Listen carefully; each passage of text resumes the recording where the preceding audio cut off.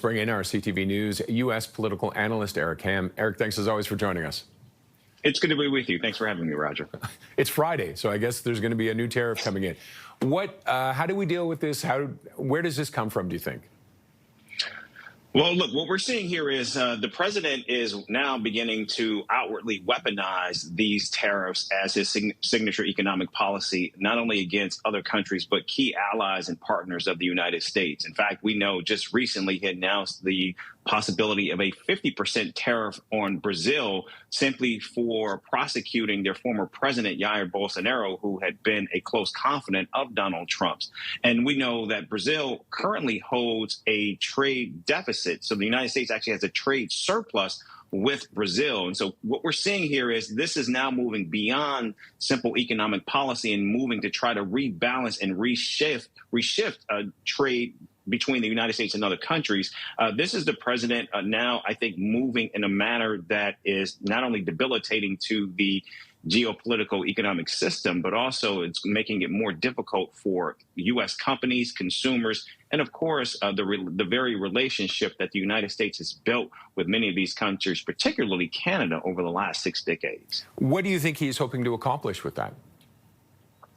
I think what we're seeing here is, particularly as it relates to Canada, I do believe that the president not only continues to believe that Canada has somehow given the United States a raw deal, but again, I think this is an attempt by President Donald Trump to try to make Canada a state. And we know where Donald Trump is ultimately going is Donald Trump is in a race against China over rare earth minerals. And I think he believes places like Canada and Greenland would actually give the United States a boost in that ongoing fight that he's having with Canada. But in doing so, what he's also doing is undermining 6 decades of economic integration, to say nothing of the fact that the North America free trade agreement and the alliance between the United States, Canada, and Mexico is also seen as an India of the world, given how goods move and flow between the 3 border nations. And right now what we're seeing is Donald Trump is upsetting that in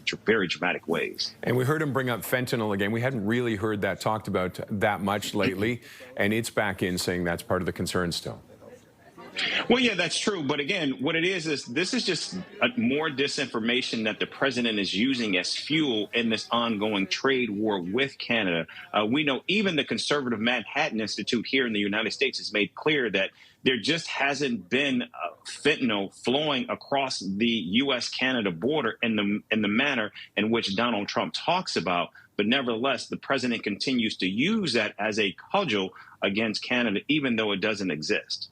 And just one last question. We've changed the deadline now. It's gone from July 21st to August 1st. What do you think brought that about? Just this complexity that he's added, this layer?